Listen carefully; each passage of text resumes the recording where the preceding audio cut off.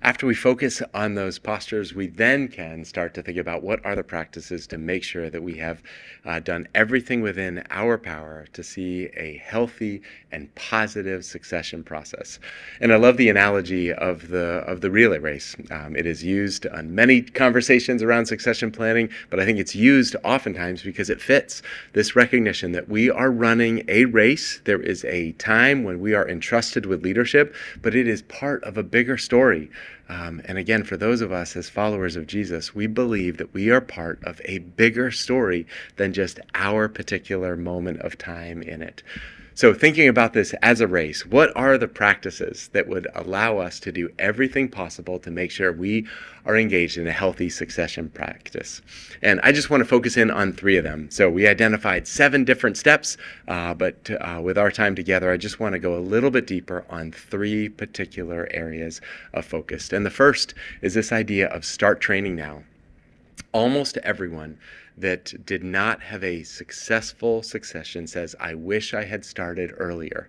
Almost everyone said there just wasn't enough time. It felt rushed. Didn't feel like we had enough time to engage in this really important conversation. So what are we doing to start training now? And again, Tiger just said it so well. He said, lack of advanced planning is the #1 reason that succession planning doesn't go well. There was an example of a succession that did go well, and it was a story that I think has this at a particular moment. But Alec Hill was leading InterVarsity, and there was a time that Alec describes being in a boardroom with the other leaders, recognizing there was a similar age for many of the leaders, which meant a similar time of transition, and if they didn't do something now, they were not going to be prepared when that moment came. And so they started creating leadership cohorts, started having an intentional way that they are going to invest in the next generation of leaders, and they were going to do this with a lot of clarity and intentionality, created the system. And then, after they had done this, Alec received news that he had cancer. And if you have read his book, Living in Bonus Time, he details what that journey was like. But one of the things that happened is that diagnosis caused an immediate need for him to transition out of his leadership responsibilities. If he had not been pouring into the organization for years before, that would have been an extremely turbulent time. But the reality is they had created a culture of pouring in, of having these conversations. And I believe this is an incredible example. When he passed the mantle of leadership on to Tom Lynn, I think that was a healthy transition. And Tom has done an amazing job stepping into that role and leading InterVarsity into this next stage as well. He recognized that if they didn't start now, they weren't going to be ready. And the same is probably true for all of us. Start now.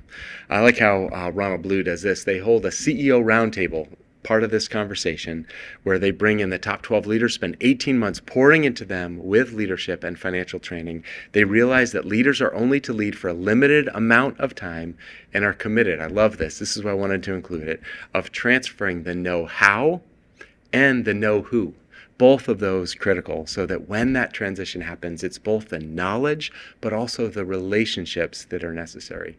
So the first thing is to start training now. Right now is a great day to start taking the steps of what it looks like to be intentional in planning and preparing for this important transition. The second piece is just real simple. Create the plan. Create the plan. Our founder of Hope International, Jeff Rutt, we don't like talking about the unexpected, something terrible happening to us. So we talk about the donut truck. What happens if we get hit by the donut truck? Which sounds like a pretty good way to go, all things considered, on that. So we talk about the donut truck, and we created a short-term and a long-term plan that with the board is reviewed annually. Just real simple practice, but it has a short-term. If today I am walking out of the office and get hit by the donut truck, we know what happens. There is clarity about what happens from a leadership standpoint of Hope International. And then there also is a document thinking about the long term. And there's a document that identifies leaders, internal and external, and what are we doing to invest in them so that when that day comes, not if, when that day comes, we're ready for that time of transition. So second thing is create the plan, the short-term plan as well as the long-term plan. And the third thing, this is a time when you want to listen to the coach. Just last night I was watching a documentary on Steph Curry, set the NBA three-point record, and it's amazing to me. They have this one scene where he is working with his coach, and even though he is at the top of the game, even though he has accomplished setting records within the NBA, he knows the importance of still regularly working with a coach. And no matter how many times you have gone through the transition, I think this is a moment that you want to work with a coach. You want to work with those individuals that can help guide you through this process. And probably not just one, but I love the book Connecting. And in this book, it talks about constellation mentoring. And I love this idea that when it comes to a coach or when it comes to a mentor, oftentimes we think of just one individual, one person. But I think that's a pretty narrow view. And when it comes to succession, what we found is those individuals that had gone through a good process had a constellation of coaches.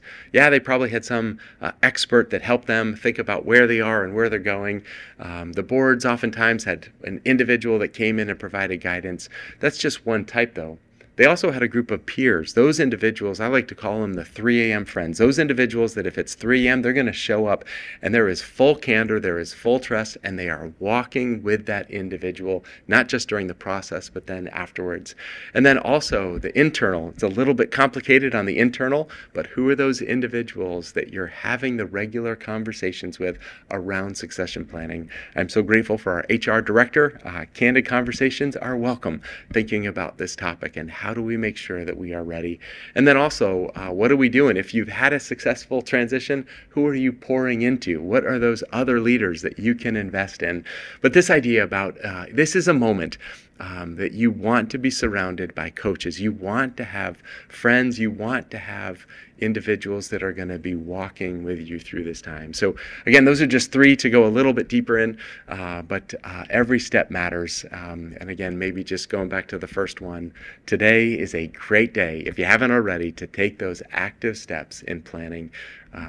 If you believe in the mission that you're doing, if you love your colleagues and the work that you are called to, then that moment of transition is a moment that matters. And let's do everything possible to prayerfully prepare for that moment. I love how in our board manual we have this line, and I think it's great. Just a sobering reminder for every single one of us. But it says this: we are relay racers who are handed a baton and given the responsibility not to drop it, but to run forward faithfully with it. We are responsible for what we do not own. Success is achieved when we leave behind an organization that is stronger and healthier on the day we pass forward the baton than on the day we first took it. May those words be true for you. May they be true in your leadership journey. And I am cheering for you, C12, and the important work that you're doing. Thanks so much for allowing me to be with you.